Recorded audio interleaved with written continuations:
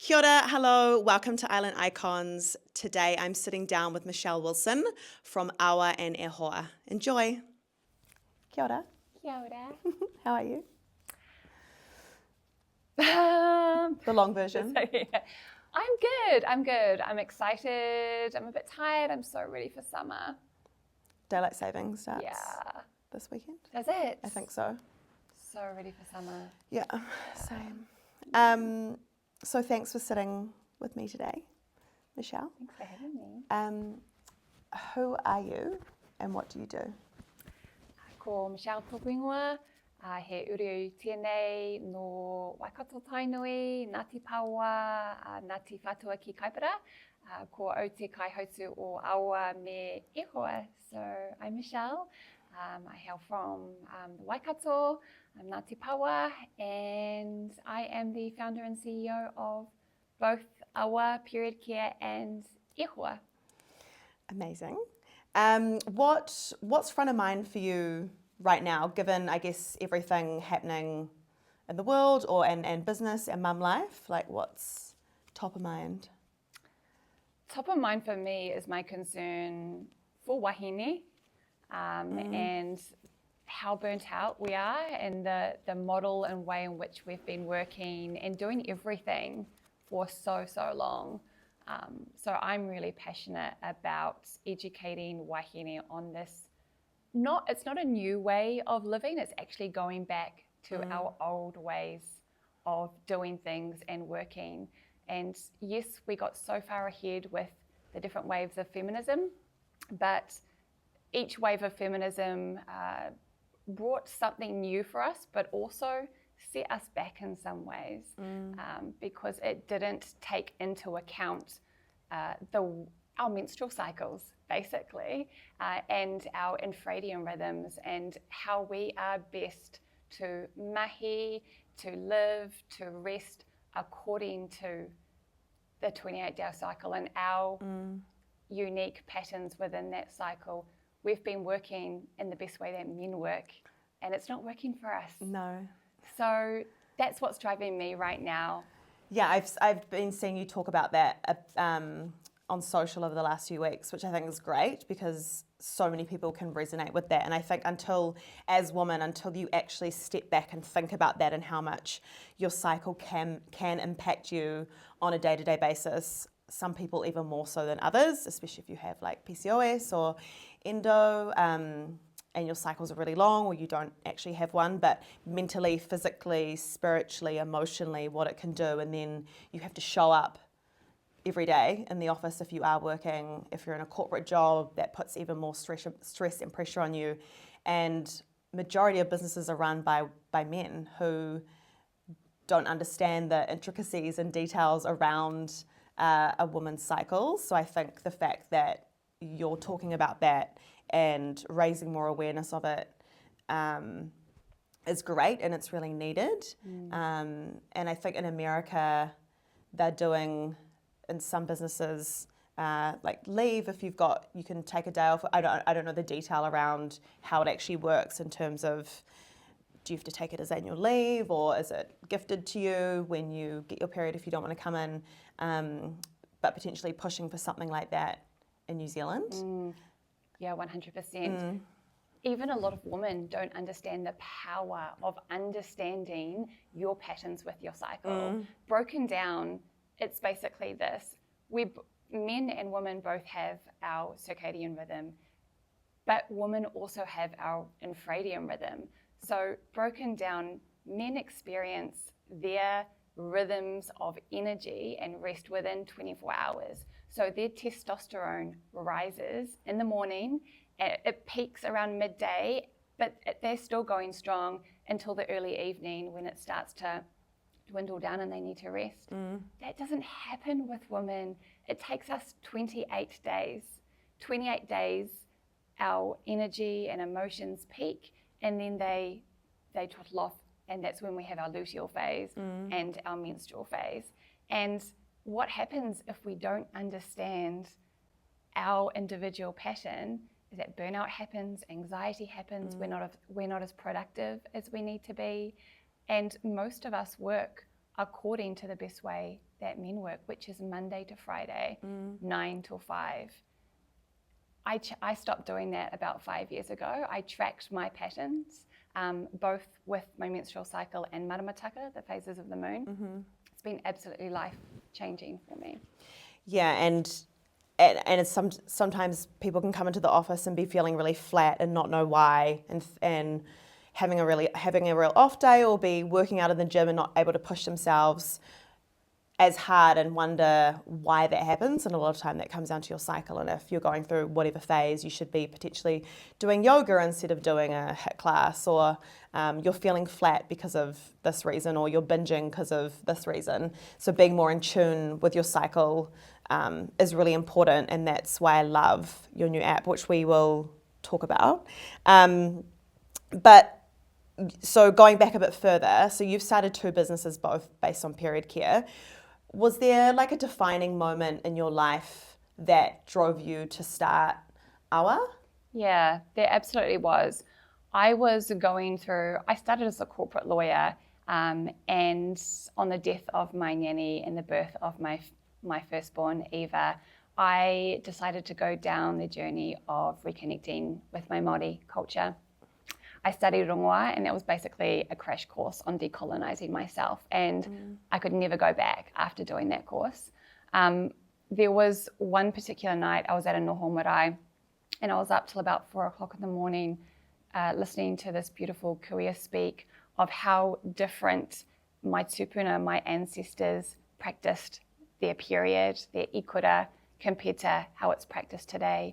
Beautiful ceremonies. They took an entire week off to rest, to focus on their hobbies, their craft, and it was, they didn't have the same problems that we have today, and the way in which they managed their period as well. They used a beautiful moss called angiangi, which still grows abundantly today, and for the first time it occurred to me that I've been using plastic, PFAS, toxic products that just get chucked into landfill. It does nothing for papatūānuku.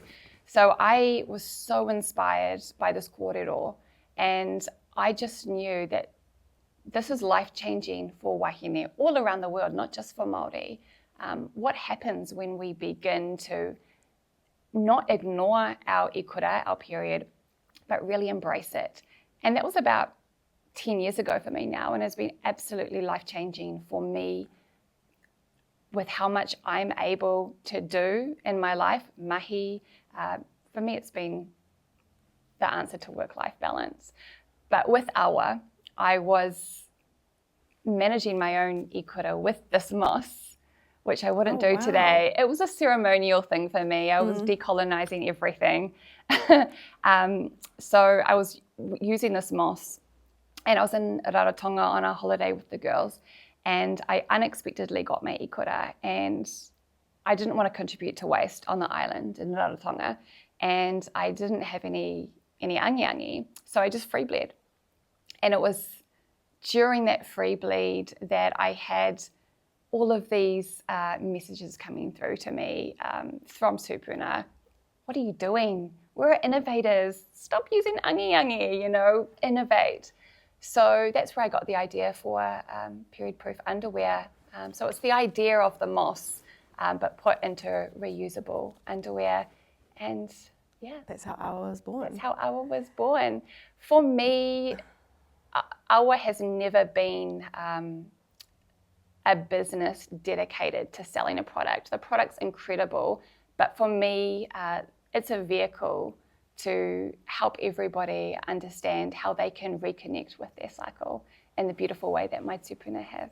Yeah, that's really beautiful. So you, going by the businesses that you've started, so you had Frankie Apothecary, which was kawa balm, and you grow the kawa on your property up north. Is that right? Yeah. That's my father's business. So he produces kawa. I love to get into the ngahere with him. And makes kawa extracts and oils. And when I stepped away from Frankie Apothecary, I launched AWWA. And I found myself really getting deeper into decolonising my menstrual cycle, and from that came me tracking my menstrual cycle and creating the app to help other wahine track their own cycle as well. Yeah, so you're very led on purpose-based businesses. Obviously, profit is just needed to run any business. Oh, yes. But it's, unfortunately, but it is the purpose behind all of the businesses that you've started, which is so nice. And then it just, in terms of staying in with the passion of what you're doing, it makes it so much easier than just focusing on the sales, which so many businesses are like. And I think the messaging around decolonising your period is also really beautiful because there's so much shame. Like when I was growing up, it was never spoken about in our house.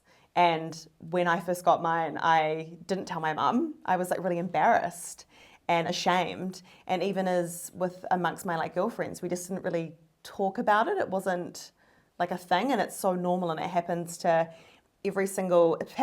half of the planet. And there can be so much shame around it, which it just makes no sense. And it's like, where along, like when did that happen? Like colonization. Yeah.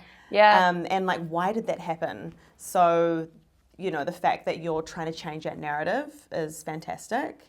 And I think like really important as well, especially, you know, we're mums of girls, and we don't want them to grow up thinking that it's something that they have to hide from us or be shameful or embarrassing. I'm so interested in what happens to us, or what has been the outcome for us as women in our 30s and myself 40s. What is the long-term consequence of us going through as young girls such a powerful transition in our lives and doing that in absolute secret with no ceremony and no tautoko from our mothers, because I didn't tell my mother either. I'm really interested in, you know, is that part of the reason why we continue this guilt as mothers and have this shame and deal with anxiety, because it wasn't the same for my tupuna. They had beautiful initiation rites and ceremonies, which I plan to gift to Eva when she gets her ikura, and she is days away. I can just feel it, because I'm so passionate about how can we, with what we've learnt, change the next generation and make that transition to womanhood powerful. So can you talk about more around what happens when Eva does get her first ikura? Yeah, so when she first gets her ikura, I have a lot of my cousins, my female cousins, and the women in her life that are special to her on call to come, and we will together rinse her first bleed and return it to earth, return it to our first mother, Papa Tuanuku, with waiata and with a special karakia that I have written for her. And this was something that was done by our tupuna, so we'll rinse her first awa, because she's been wearing awa for years in preparation. I've also got a new Māori name picked out for her, which was also a tradition of my tupuna. And so that's been a really beautiful journey for me as well, because when my children were born, I was at the very beginning of my journey, and I gave them Pākehā names. And my Eva will always be my Eva. But her upbringing has been completely different to mine. She's been brought up in Māori kura. She's passionate about her reo, passionate about kapahaka, and she is beginning her college journey next year. And so to gift her a Māori name, which was a tradition of my tupuna, but will also more accurately reflects the person that she is really exciting. And we as a whānau have worked for years on the perfect Māori name for her. So she'll have that. I'll have a tonga that I'm going to gift to her as well. Some other ceremonies that would have happened for my tupuna is they would often have their hair cut for the first time. They would receive, in some iwi, moko kauai. They'd have their ears pierced. But for Eva, having a beautiful, not over-the-top period party, but tapu, special ceremony where she knows that she's entered into a beautiful, sacred new phase, and to be gifted a new ingoa, a new Māori name that she can use however she likes. If she wants to incorporate that as her first name, ke te pai. If she wants to have it as a second name or a formal name, ke te pai. If she wants to have that and gift it to her firstborn, ke te pai. But has that been like a healing process for you to go through, given that you did not grow up fully immersed into the Māori side of your... Yeah, absolutely. The journey has been powerful and beautiful, but has also brought lots of mamae, lots of hurt. I'm so proud and so happy to see my children go through their journey, but it comes with a lot of grief that I didn't, and I didn't go to Māori kura, so I am struggling with my reo at the moment as a single mama, trying to find the time, and in your 40s, trying to learn a new language. So it comes with both, beautiful feelings, but also a bit of grief there as well. Yeah, I'd love to talk about that because I'm the same. My dad's Māori, and I never grew up really, when I was younger, I knew where I came from, and I really resonated with that side. But when I started school, and people were quite racist, and would say really derogatory things about Māori people, I kind of pulled back from that side and was like, oh, no, I'm just Pākehā, I'm Dutch, I'm not Māori, no, I'm not. And I was ashamed and embarrassed and wanted to hide that side of my identity. And now that I have children and looking back on that, I'm like ashamed that I acted that way and felt that way. And I know a lot of other people who I've spoken to felt the same way. And, a lot of that is because of colonisation and the way that some people view Māori people because they don't understand us. And then also another layer to that is because of my skin, I am very white. So people would be like, you're not Māori. And it's like, well, what percentage do you have to be for someone to believe you that you are, or like how dark does your skin have to be? So I battled with that side as well of being like, oh, well, maybe I can't say that I am or can't be proud of where I've come from. So that's kind of a bit of a journey and process that I'm going through now. And I'm also going through my journey of learning my te reo and doing night classes. And it is such a challenge. When you're little, you're a sponge, right? Like you soak it all in, and then you get older and your memory's not as sharp, and you've got a business and you've got kids as well. So there's all these other things that you're trying to do at the same time as like learning another language. But it is such a beautiful process. And yet it has been for me quite emotional as well. So I think what you're doing with your two girls is beautiful, and I can imagine, would be so like such a healing process. How did you grow up in your family, and like what was that like, and when did you said when your nanny passed, you then kind of wanted to immerse yourself more into your Māori side? Yeah, I grew up exactly the same as you, Julia. So there was a lot. My nanny was Māori, and her husband, my papa, was Pākehā, and she was between both worlds, and she chose to bring up her children when she moved up to Tamaki in a Pākehā way, because she went through so much brutality, so much racism. And so by the time I came around, it was the same. I had been to my marae, I knew where I came from, but I was actively encouraged by my Māori side of my whānau to turn my back on that, because they experienced so much racism. They thought that that was what was best for me. When I went down to law school when I was 18, I was given one piece of advice: don't tell anybody you're Māori. Don't tell your professors you're Māori. When you go for internships, don't tell them you're Māori, because their experience was that I won't get the role and I won't see opportunities. Thankfully, by the time I got to the end of university, things were really changing. And I'm so happy to say that it's almost the opposite now, you know. If you have your reo, you have more opportunities. But yep, it was a struggle. I was really drawn to rongoa because my nanny, she would make rongoa, but back then she wasn't in the kitchen saying, "Oh, come here, this is rongoa."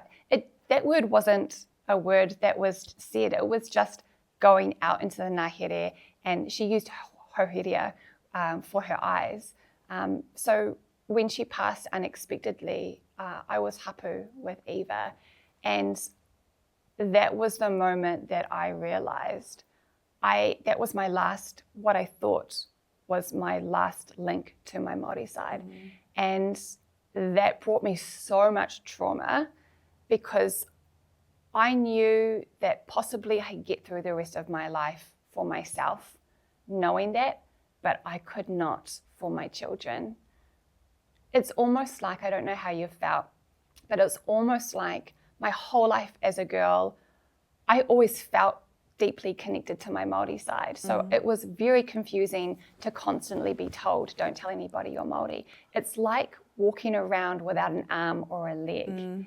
And at least growing up, I had my nanny, you know? So when she passed, I thought, what can I give to my girls? I don't want them walking around without an arm or a leg. The beginning was very difficult.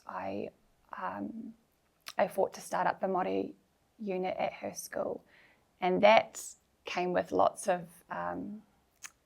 politics as well, with lots of Pākehā wanting to shut it down or not wanting it to be too Māori.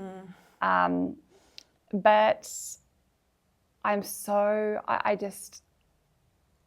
think it's probably, looking back, my life's purpose is to do what I have been doing for my daughters, because my daughter is so deeply connected to her Māori side, so deeply connected. And she wants her career to be in Te Ao Māori. So, yeah. That's so special.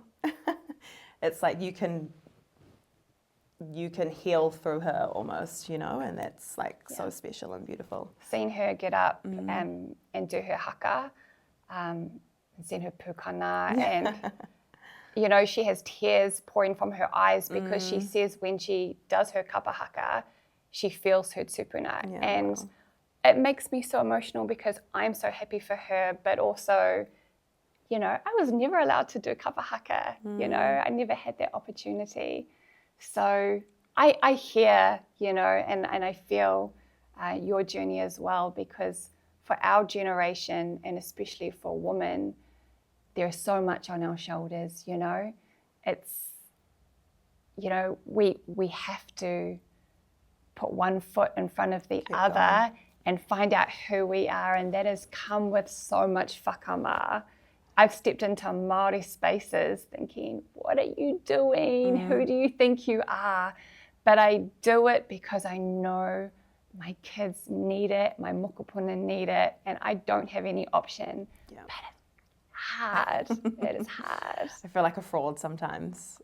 I do all of the time. And it's, you know, I hear what you say about the colour of our skin, because it's constantly feeling, am I Māori enough? And especially with my, you know, recent diagnosis of ADHD, my reo has been such a source of shame for me, because I started learning, Julia, formally in Wānanga almost 8 years ago now. So 8 years I've been learning my reo, and I am nowhere close to being fluent. And that brings me so much shame, because for how many years I've been learning, I should, and especially with the kaupapa that I do, I feel that I need to have my reo.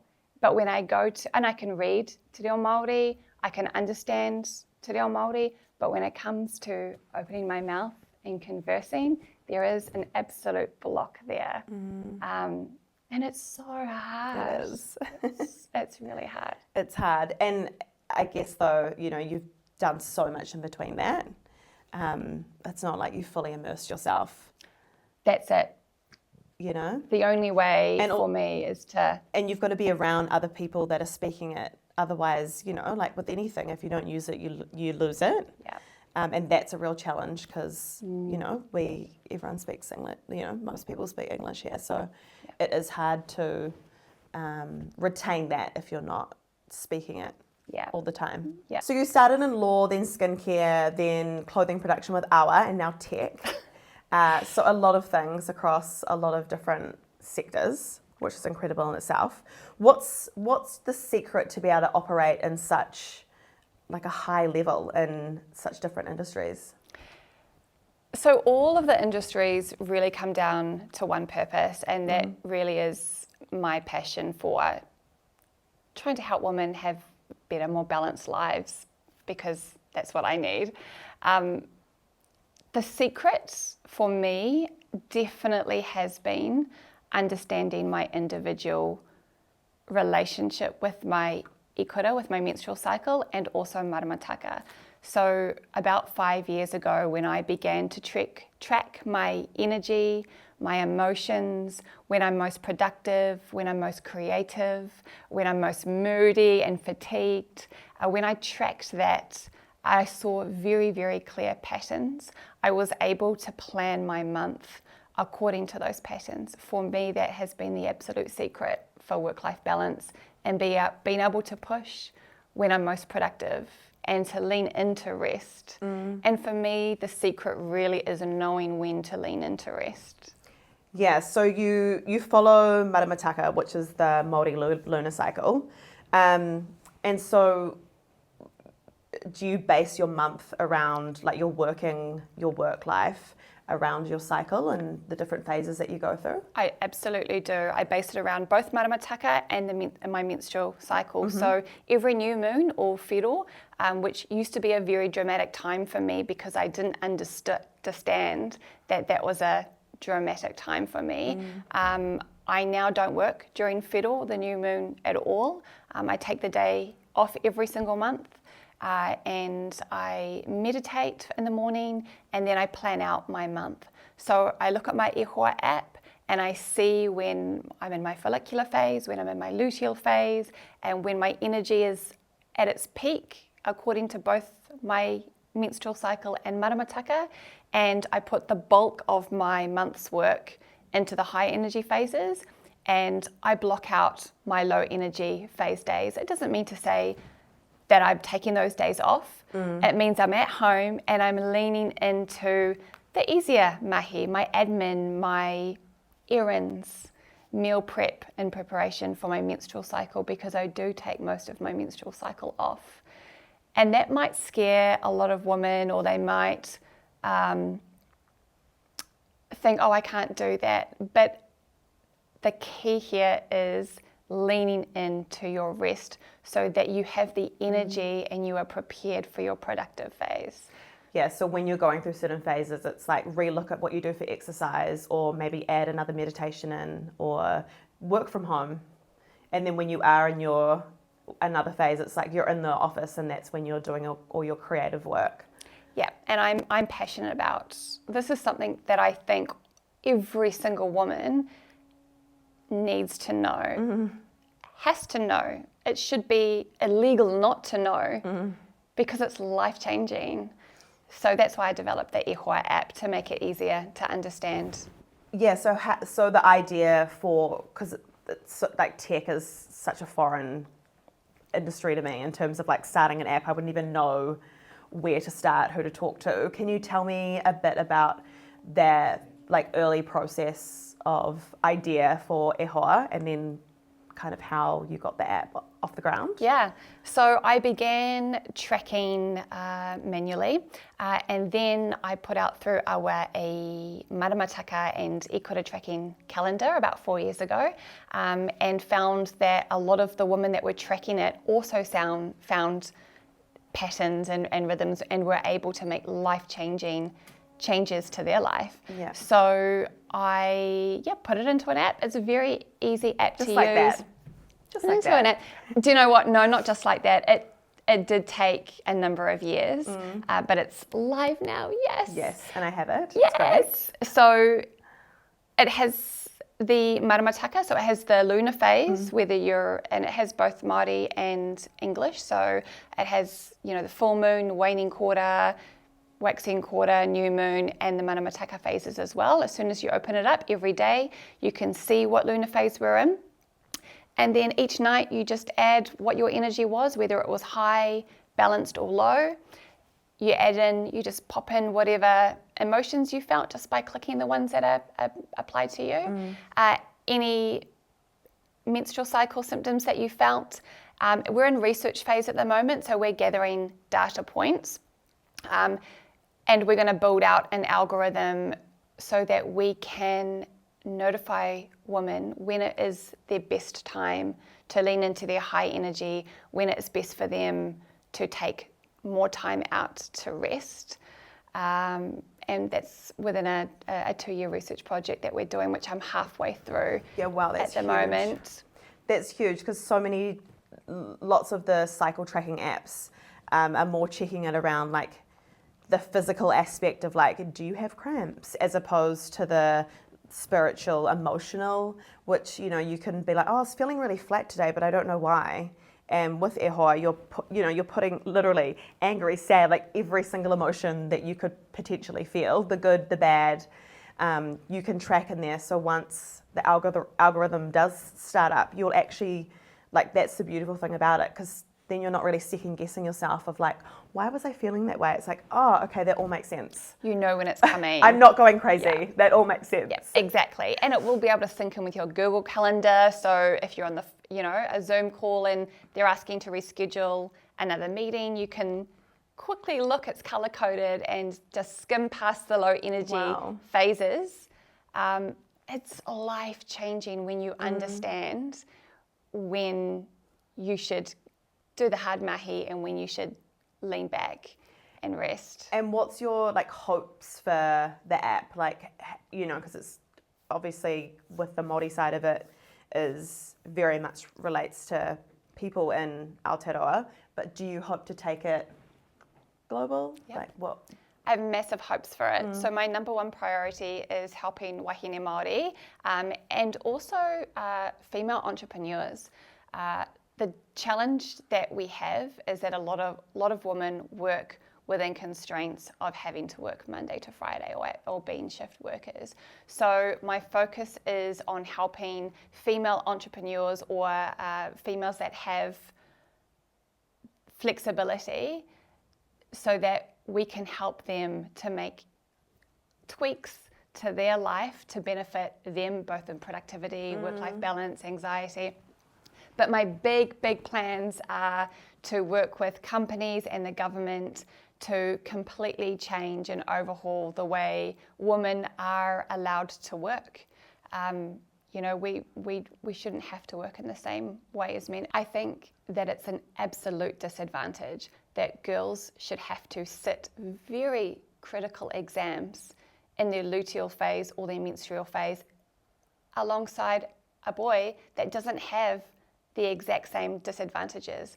It's a disadvantage that we should be expected to perform at work the exact same level as we did a week ago when we were in our follicular ovulation phase. And so my utopia is for society to have an absolute shift in this understanding, because until that shift happens, we're never going to reach that utopia of having true work-life balance. Yeah, well, got to make some changes. And then there's another layer to that when you go through menopause. Yes. When people are like, oh, she's crazy. There's so much misunderstanding around that phase of a woman's life as well, which I can't even, I'm almost scared to go through that part of life, because as women, you're almost set aside, especially in the business world. It's like, oh, well, she's reached the end of her career now because she's XYZ. And no, it's our brains are fully being rewired. Like when you go through menopause, so many changes are happening in your body, and it's so misunderstood. And yeah, just because of the way the world works, it's men sitting at the top in most places who don't understand, don't want to understand if there's a man that can come in the place of a woman and do their job. I'm going through it. I'm in perimenopause at the moment, and it is shocking that there is not enough education about this. We weren't educated about it, and it happens like that, almost overnight. The brain fog is real, and for myself, I have noticed that it definitely is still in that luteal and menstrual phase. It's just heightened. I may have been able to handle the emotional dysregulation during my PMDD, luteal phase, but it's tenfold when you're going through perimenopause. And it can go on for years. Yeah, up to 10 years. Yeah. So many things to look forward to. So you're really open with your ADHD, which again, I just love how transparent and open you are with so many things, because that's a symptom of ADHD. Well, it helps people feel seen and heard and not feel like there's something wrong with them. So I think that's one of the really beautiful things about that has come from social media. Probably the only really good thing, that people are being more open and speaking about things that aren't the norm. So what was like the trigger to get your diagnosis? How do you manage it now, like in your career? So I was actually at my daughter's production, and one of my best mates came to watch my daughter's production, and we were like whispering to each other, and she said, I'm going to have an ADHD diagnosis. And I remember saying to her and thinking, oh, ka aroha, I'm so sorry, poor you. And then as we were talking, I was like, oh, what actually is ADHD? What are the symptoms? And she said, why don't you do this test? So watching the production, doing this online ADHD test, and it came back, you may have severe ADHD. And I didn't know what ADHD was. I was a 39-year-old woman, and I wasn't on ADHD talk. I wasn't on the algorithm of ADHD, but I had definitely cycles of certain problems and challenges throughout my life that I was confused about and thought, why does this constantly happen? So I went through the motions of seeing whether I did have a diagnosis, and I did. And it just made so much sense going through that and understanding all of the challenges that I had as a teenager, through relationships, through mahi. It's helped me to understand that ADHD, although is an absolute superpower, is so important to understand what you love doing and what your skill set is, because as soon as you start to do something else, that's when the challenges occur.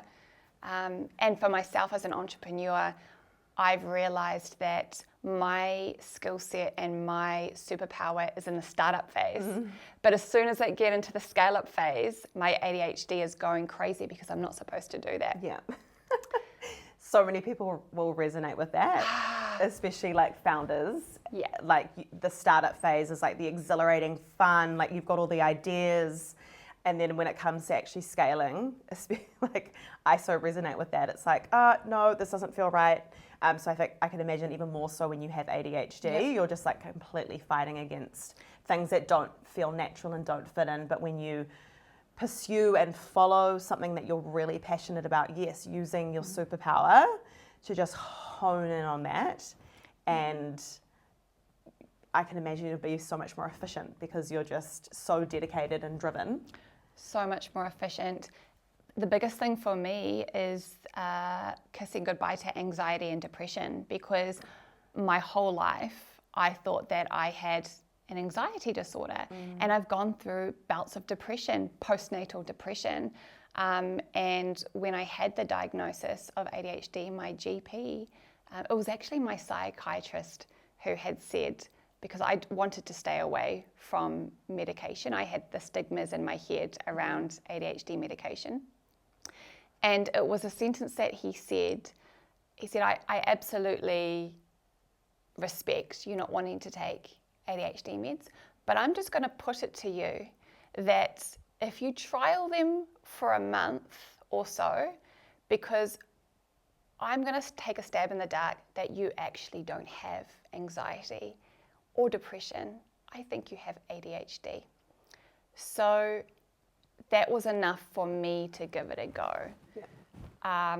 And I haven't taken any anxiety meds or depression meds since my diagnosis. Wow.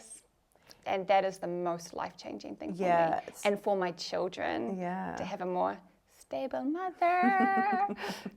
So it's changed your way in so many, motherhood and also with business. Yeah. Yeah, wow, that's pretty amazing. Yeah.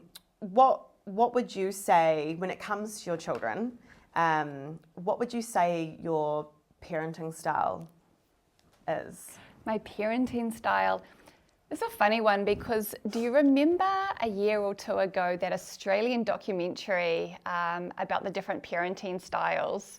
It was almost like a challenge. Oh, actually, I think they had the strict parent, the free range parent, I watched it with my girls, and at the end I asked them which one they thought I was, and they said 100% French style, which was interesting because that was the one book that I read when I was a young mum that I resonated with the most. So I've been pretty intuitive with my parenting, but my girls have always just done whatever I was doing. I never had separate meals for them. They always ate what I ate from solids. My life never stopped, or I didn't do different things. If I wanted to go traveling, they'd come with me. I had a 4-year-old and an 18-month-old trekking through the jungle in Thailand. I had a 3-year-old and a 7-year-old on a 3-day trek at Abel, Tasman. Wow. I would still go to, fancy restaurants and just expect that they will be well behaved. And they were, because I think the French style is more just giving them, not keeping them, boxed and wrapping them in cotton wool, bringing them along on the journey of my life, has been what's resonated with me, and it's worked for me so well. Well, and little ones, they model so much of their parents' behaviour, so taking them along the journey with you and as much as you can, immersing them into your life, as well as remembering that you are the parent, and they, there needs to be that level of, them respecting you and what you say. And then, of course, there's different ages and stages. I can't even imagine what it's like having teenage girls. I'm scared for that, because I know how, not naughty, but I did not get along with my mum, and so many of my friends were the same. We just did not get along with our mums, because we were like trying to go against everything that they would say or do, because you don't listen to your parents. Yep. So that style of parenting that you talk about, which is similar to how I am with my ones, I wonder if that will be different when they are teenagers. It's proving to be the case with Eva, because she's a teenager. I haven't been strict. I have been, I'm strict in certain ways. She's not allowed a phone. I'm not allowing social media until she's finished high school. Never. Finish high school. But I don't do it in a way of these are my rules. I just say, look, it's actually really dangerous, all these things that can happen. So let's just, do it in a relaxed way. I reckon let's just not even go there until, I've had this little game that I've played with the girls since they were babies, and we still do it every day at the dinner table. It's called Good Thing, Bad Thing. And every single day we say what was something good that happened and what was something bad that happened. I've had lots of opinions over the years from different people. Oh, should you really talk about, bad things? My opinion is that bad things happen, shit happens, and if you are open and honest about the reality of life, which is good things happen, bad things happen. Of course, I'm not going to talk about the seriously bad things, but normalizing that shit can happen. When they were toddlers, I remember Frankie saying, oh, I don't know, or a bad thing happened, I stubbed my toe. And I would be open about, oh, this thing happened and it was really uncomfortable for me. It's normalized us talking about that, so that now that Eva is a teenager, she is so used to and comfortable with telling me the bad things that have happened in her day, with me having absolutely no judgment, full respect for her. She's now telling me things which I am so thankful for. Yeah. Bad things or some pretty deep things that she's witnessed at school that some of my other friends' children are not talking about. And so I'm going to use that. It's been It's been so good. And we still do it every day, and it's just normalizes that, bad things can happen, and no matter what, I can tell my mum about this bad thing. Yeah, that's so important. And on the flip side, the good things, it's what we know now is that next level gratitude is what gets us through. And so just saying the good thing is just every single day of their lives having gratitude for something. Yeah, that's really nice. That's been beautiful for my children as well. Yeah, and you had your girls really young, and you're a busy entrepreneur with multiple businesses. How have you managed like the stress and finances and everything that comes with that? Look, I'm a really frugal person. I bought a small 80 square meter ex-statey house 10 years ago, and I'm still in that house. That's smart. Yeah. Well, there's many ways you could look at that. So not just frugal, but my focus has been paying off my mortgage and putting a lot of any extra spare money behind investment instead of, lots of my clothes are from op shops. I'm definitely I've had to be frugal. But I'm not materialistic in any way, shape, or form. And how, you spoke about, how you were raised, and we've kind of touched on how you're raising the girls now, and how different that was. So Eva's starting a new school next year,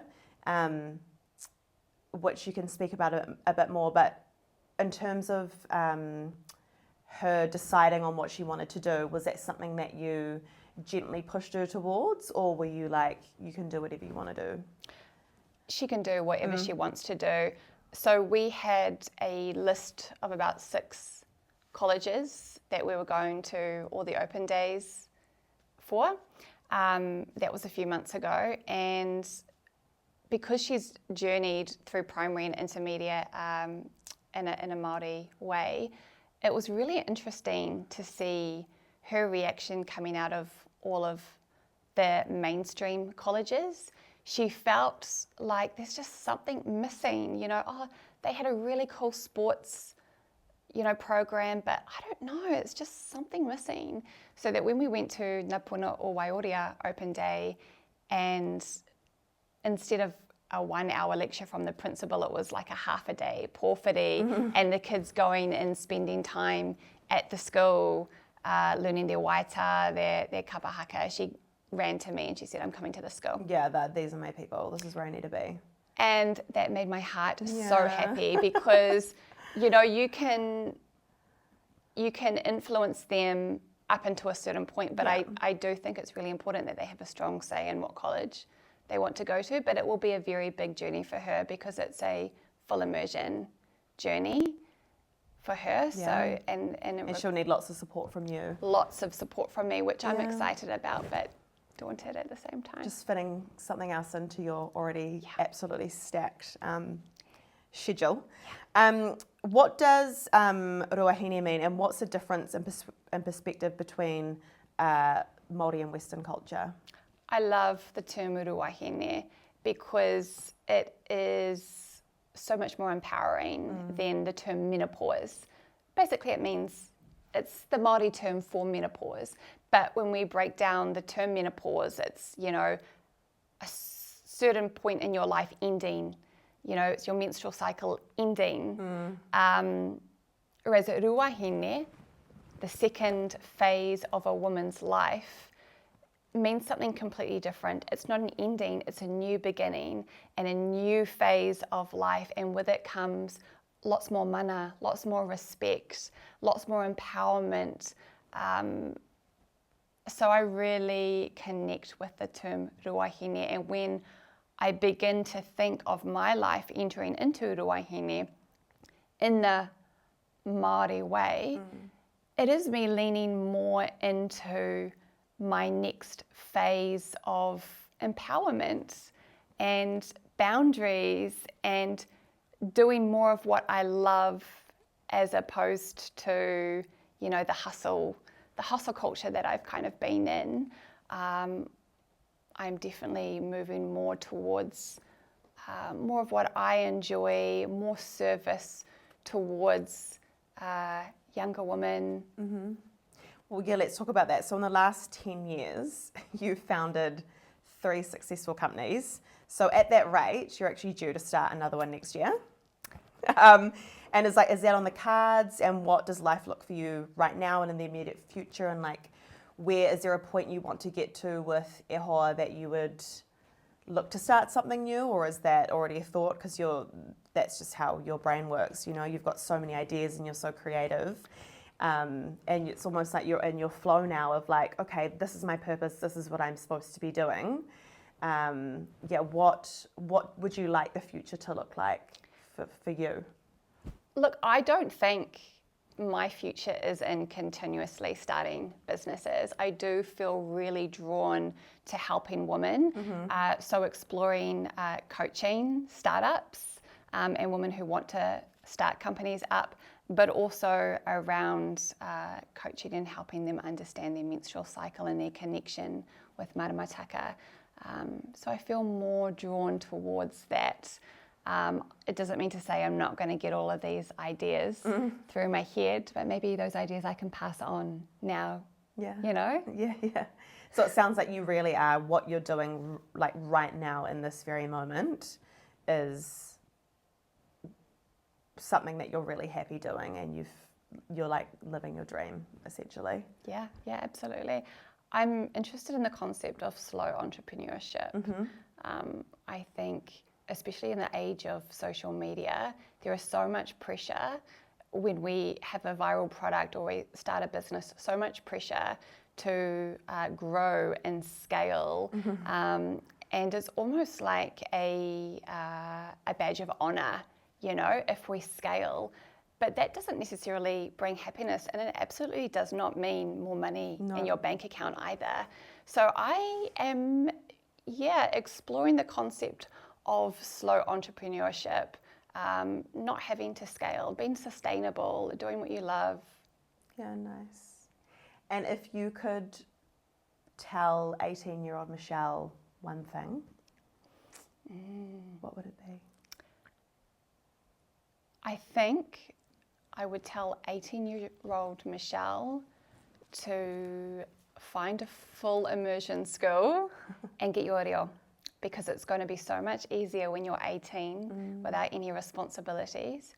And I truly do believe life for myself would be not necessarily easier, but I would have a lot more opportunities, and I would feel more deeply connected to the kaupapa that I was doing if I had my reo. Yep. I would. What about you? Now that you say that, probably the same. I feel, to not be embarrassed, to not listen to other people, to go and find out who you truly are, and find out more about your family and where you've come from. And people have passed now in my family, and I'm like, oh, well, I could have asked them and I didn't ask them. So I think that would be it, because there is such a connection there and I feel it, and it's just try and find that information out. That can be the really challenging part. If you had the power to change one law in New Zealand right now, what would that be? 100% make te reo Māori compulsory in all schools. Yeah, I've just seen the news that more funding's been taken away for teachers for learning Māori. And that has taken us back so far, because there's already a challenge to find enough kaiako.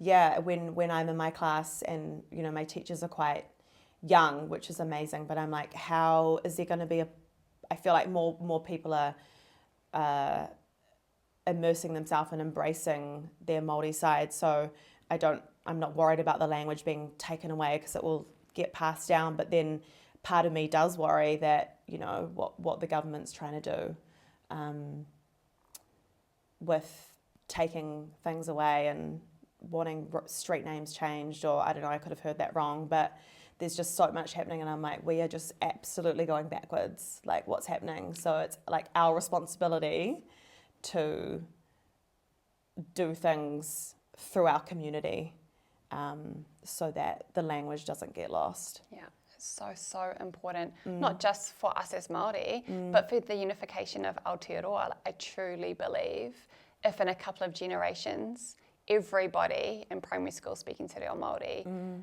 those are kids that are going to grow up to be proud of Aotearoa, and we're not going to have half the challenges that we have now. It's like the one thing that makes us unique from the rest of the world. Like, it's so special, and I can't quite wrap my head around it. Like, I have some ideas of why, but it's like, why would you want to take something away that makes the country so special? Anyway, we could talk about that for a while. Oh, yeah. For someone who hasn't connected or is like really struggling to connect with their Māori side, what's one thing that you would suggest that they do? A couple of things that I did. Don't underestimate the power of just enrolling at a wānanga. So I enrolled in Te Wānanga or Aotearoa to study rongoa, and it was basically a crash course in decolonising myself. But the beautiful thing about it is, even though it was one night a week, it started with karakia, we learnt waiata, you're surrounded by other Māori who are on the same journey as you, so you're developing more connections. So by the time you finish whatever basic reo course or rongoa, tikanga course, you're left with more than just the matauranga Māori of that particular course. You're left with karakia, waiata, skills in your little kete that give you the confidence to make that next step. And for me, that was reaching out to a lot of my cousins that I saw sporadically in my youth, but witnessed them being more deeply connected with our marae and with our hapu. So reaching out to them, and that has been a beautiful journey. About 5 or 6 or so, maybe longer years ago, we all decided to meet up in Whangaroa with all our tamariki and connect again as adults. There were a lot of tears, a lot of laughs, but we promised each other that we would go down the journey together, and we all have a tattoo on our thigh to represent that commitment to each other, that we will be there for each other. And that's been beautiful. We reconnected with our marae together, done whakapapa wānanga together. So I think enroll in a wānanga and connect, be brave and connect with the whānau that you can see on Facebook that are more deeply connected, and take some kai over and connect with them, because that will open up doors. Yeah, nice. To close this out, we have gone and got a question from one of your family members, Mia, for you. I've only just seen this now. What are 2 or 3 things you wish the world could learn that you have learnt from Te Ao Māori, and why? Oh, bless you, Mia. Two or three things. That being Māori is such a beautiful, beautiful culture with beautiful values of manaakitanga, of kaitiakitanga, of aroha. Such a beautiful culture that the world can learn so much from. Our mātauranga and the way in which we treated wahine and respected wahine, that is such a gift to modern day women all over the world. So yeah, probably that. Thank you so much for sitting with me. I know you, and we've not known each other for that long. And we've spent a bit of time together and done things together, but I didn't feel like I knew your background and on that deeper level, so it's actually been really special to talk to you, so thank you so much for taking the time. Yeah, it's been great. Thanks, Julia.